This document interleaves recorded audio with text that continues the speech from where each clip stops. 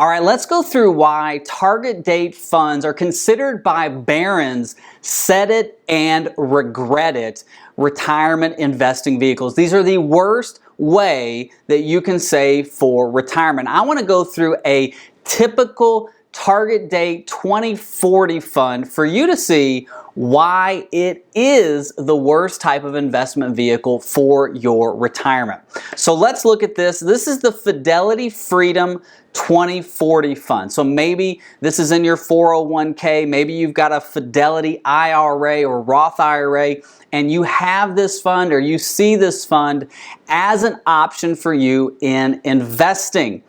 These characteristics that we're going to go through are not just on Fidelity. This is for all target date funds, but I want to show you exactly what we look for when we're thinking about investing. So the first thing I want to show you is the fee inside of this target date fund. So the fee is what they call the expense ratio. So the gross expense ratio for this fund is 0.75.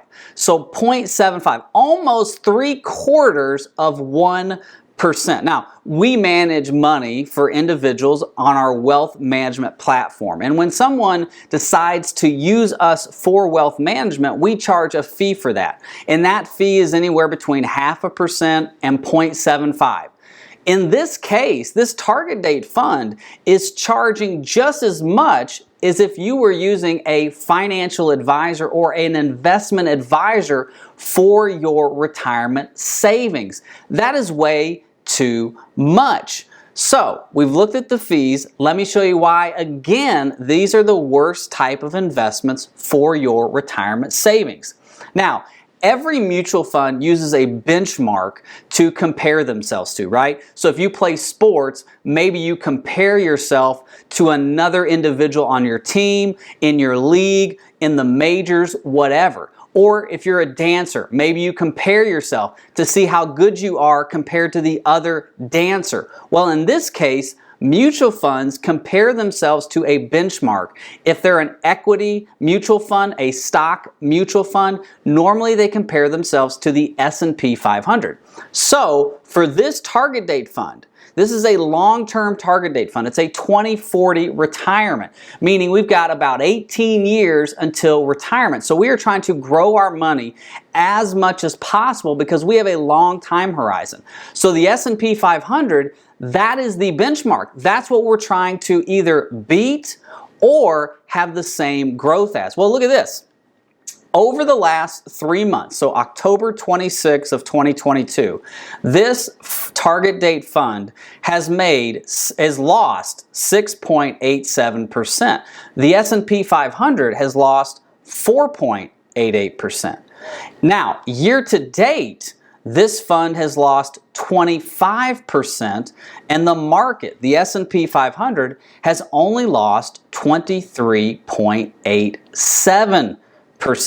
Now, let's look at the 1 year and the 3 year average. So the 1 year average, this fund has lost 22%, and the market, or the S&P 500, has lost 15%.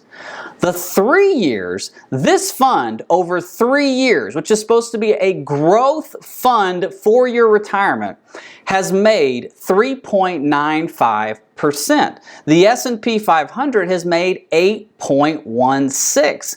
And over a 10-year span, this target date fund has made 7.17%, and the S&P 500 has made 11.70%.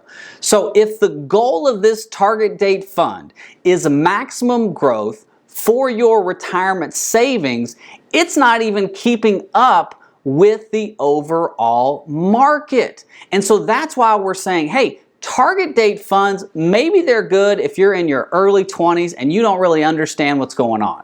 But as you become better aware of saving for retirement and investments, let me show you how you can invest for retirement and be smart about it, not using a target date fund. Let me give you an easy example. So let's go to a Fidelity 500 index fund. I want to show you what an S&P 500 fund would look like. So this is the Fidelity 500 index fund. So this is the Fidelity's version of an S&P 500 index, meaning whatever the S&P 500 does, this fund does equally. So if the S&P goes up to, this fund goes up to. If the S&P goes down to, this fund goes down to. And this would be the approach that I would recommend if you are saving for retirement and you have a long time horizon. And let me show you why. So let's talk about the expense ratio first. Remember, on the target date fund, the expense was 0.75, right? On this fund, the expense ratio is 0.015. 0.015. There's a big difference there. 0.75 every year coming out as a fee before you get out of bed on January 1st, or 0.015. You tell me what you would rather have. Now, remember, we talked about the growth. So the target date fund had lost 25% year to date. The Fidelity 500 had lost 23%. Over 10 years, the Fidelity 500 fund had grown at 11.69%. The target date fund, which was designed for maximum growth, 7%. 7% versus 11%. Now you might say, Drew, that's not a big deal. 4% is a big deal. Compound that over 20 years, and that's some big, big numbers. Look at the life of this. The Fidelity 500 fund has averaged 10.10%. The market has averaged 10.23%. So that's why I'm saying, if you are young, 20s, 30s, 40s, do not use target date funds.